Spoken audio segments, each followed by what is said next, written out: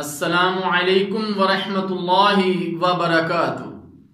الحمدللہ وکفا والصلاة والسلام علی عبادہ الذین اصطفیٰ، اما بعد، اللہم صلی علی محمد وعلی آل محمد۔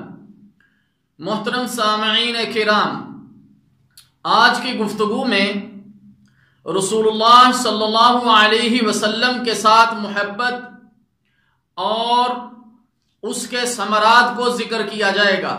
نبی مکرم صلی اللہ علیہ وسلم کے ساتھ تمام مخلوق سے زیادہ محبت کرنا ہر مسلمان پر فرض ہے، اور رسول اللہ صلی اللہ علیہ وسلم کے ساتھ محبت کرنے کے دنیا اور آخرت میں گراں قدر فوائد اور عظیم ثمرات ہیں، جن کا ایک مسلمان اندازہ بھی نہیں لگا سکتا۔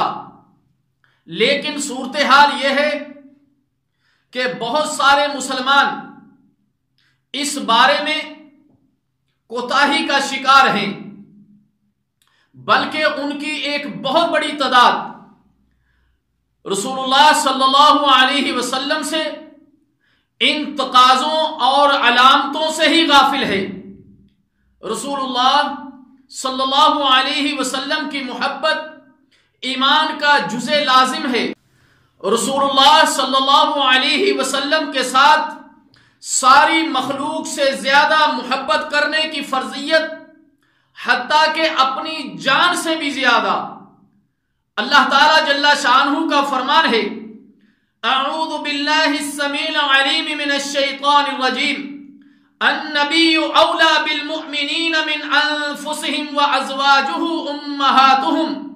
نبی صلی اللہ علیہ وسلم مومنوں پر خود ان کی جانوں سے بھی زیادہ حق رکھنے والے ہیں، اور نبی مکرم صلی اللہ علیہ وسلم کی بیویاں مومنوں کی مائیں ہیں۔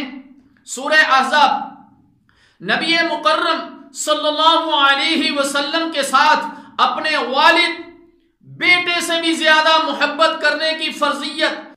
امام بخاری رحمہ اللہ تعالی سیدنا ابی ہریرہ رضی اللہ تعالی عنہ سے روایت لائیں کہ اللہ کے رسول صلی اللہ علیہ وسلم نے ارشاد فرمایا، اس ذات کی قسم جس کے ہاتھ میں میری جان ہے، تم میں سے کوئی شخص اس وقت تک مومن نہیں ہو سکتا جب تک کہ میں یعنی محمد الرسول اللہ صلی اللہ علیہ وسلم کی ذات اس کے نزدیک، اس کے باپ، اس کے بیٹے، حتیٰ کہ پوری کی پوری دنیا سے زیادہ محبوب نہ ہو جاؤں۔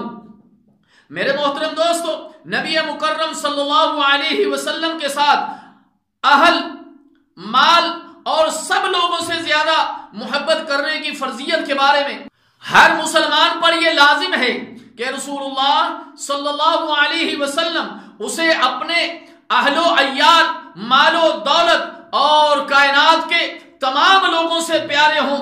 امام مسلم انس رضی اللہ تعالی عنہ سے روایت لائیں کہ اللہ کے رسول صلی اللہ علیہ وسلم نے فرمایا، کوئی بندہ اس وقت تک مومن نہیں ہو سکتا جب تک کہ میں اس کے نزدیک، اس کے اہل، مال اور سب لوگوں سے زیادہ پیارا نہ ہو جاؤں۔ صحیح مسلم۔